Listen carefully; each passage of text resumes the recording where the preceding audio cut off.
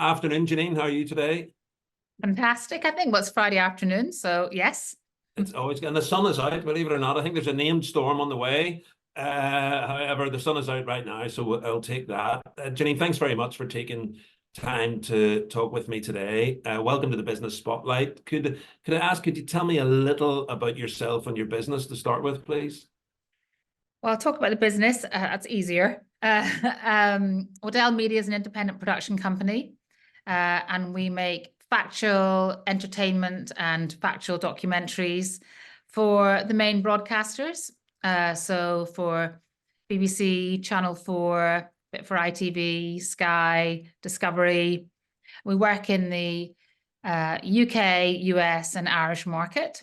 So we kind of got three pots that we try and dip into. Yeah, and it is a real roller coaster of a career. So a family business from the name. How long has the business been going for?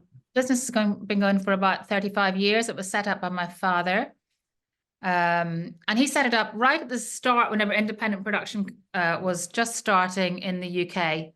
And Channel 4 had just begun, and he started up then, which was a great time to start up. But it was a difficult trading, being in Northern Ireland, which didn't have a history of lighter program making. We were very, very good at and known for current affairs, but certainly in the lighter programming area, we didn't have any background in that. So, I mean, he was brave to do it, and a real trailblazer. And I came back, I worked for 20 years in London.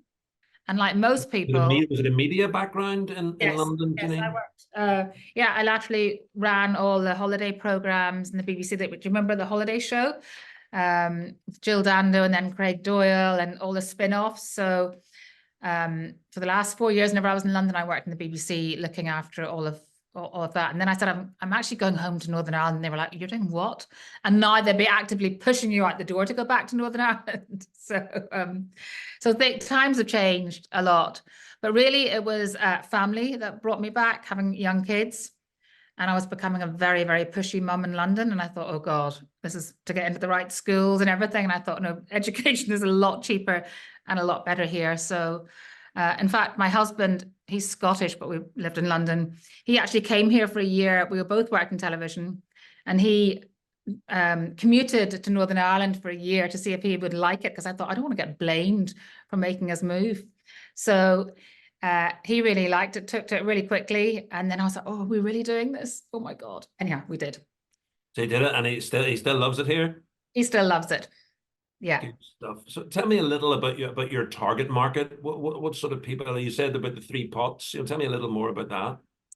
Yeah, so our target market is getting viewers for any broadcaster. It's and actually I'm doing a project at the moment with a young TikToker called Kyle Thomas, and he is 19 years old, and he is the UK's #1 TikToker. He's got a following of 35 million people. I mean, it's unbelievable.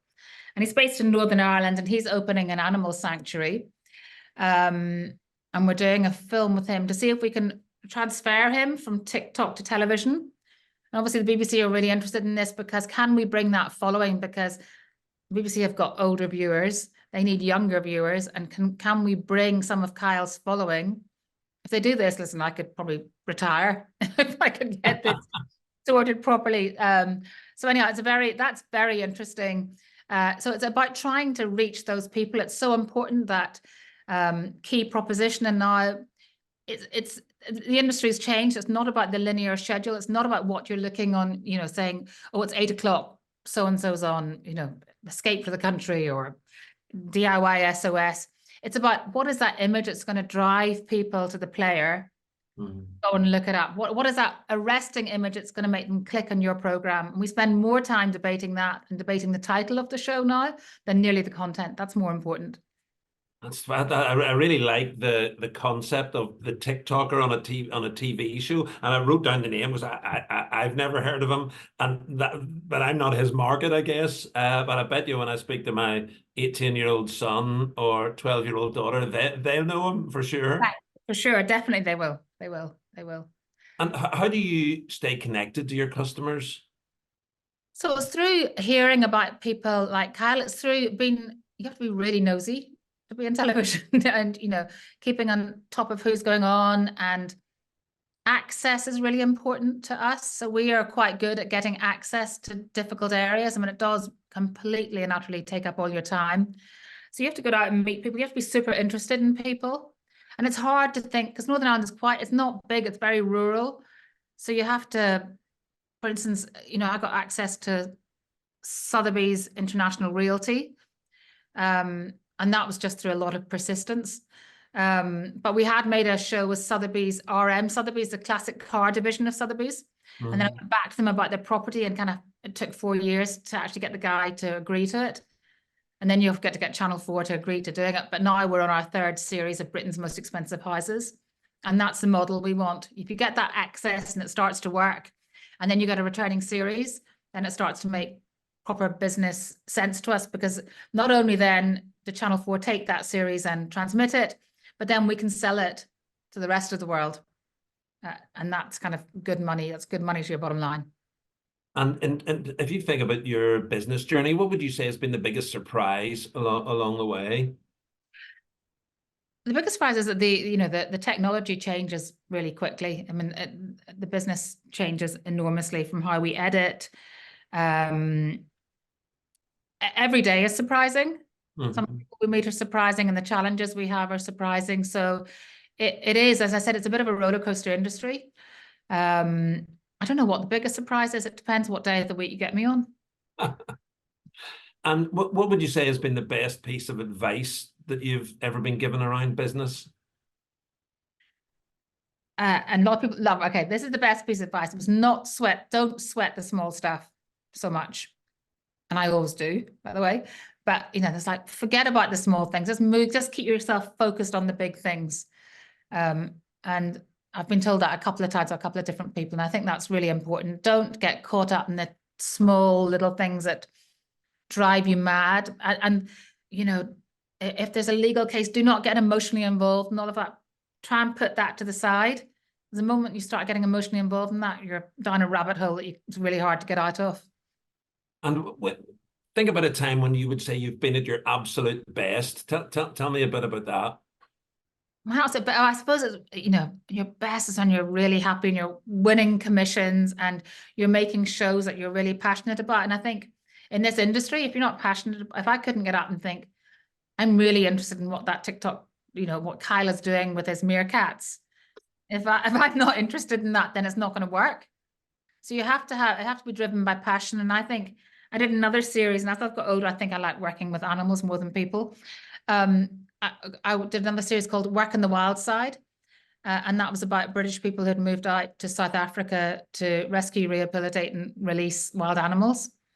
And I absolutely loved, that was a couple of years, I loved going out and filming that. And then that leads to, I've made all these contacts. And then that, and done some amazing things. And then that led to making a film for Discovery Shark Week. They've got so that was about great whites, and that was an unbelievable journey for me, and an unbelievable film. It was crazy and really stressful, but really satisfying to do. And so that just leads you on to the next thing. Yeah. And tell me, what does Waddell Media look like in 5 years' time? We're going to be so big, and I'm going to be off on a yacht somewhere. The coast of Northern Ireland, or somewhere a bit bluer and warmer? Somewhere a bit bluer and a lot warmer. No, we are on a growth. You know, we really want to expand, but we have to move with the times. And I'm on a Channel 4 Business Boost scheme, and they've got some really helpful consultants working with me.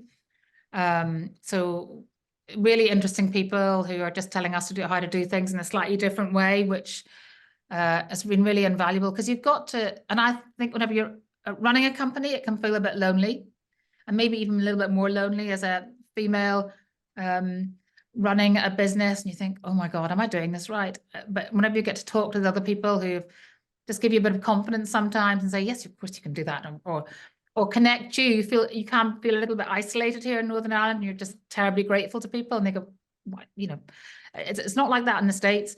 So yeah. Well, if somebody likes what they've heard, Jannine, and would like to reach out or get in touch with you or the business, what would be the best way for them to go about that? Yes, for our info@waddellmedia.com account. Yes, just email in, especially if you've got a marvelous program idea that can come back forever and ever and ever.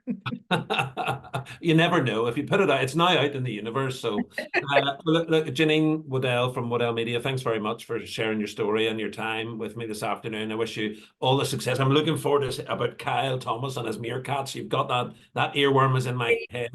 Yes, So thanks very much. I wish you all the best for the remainder of 2024 and beyond. Thanks very much. thank you.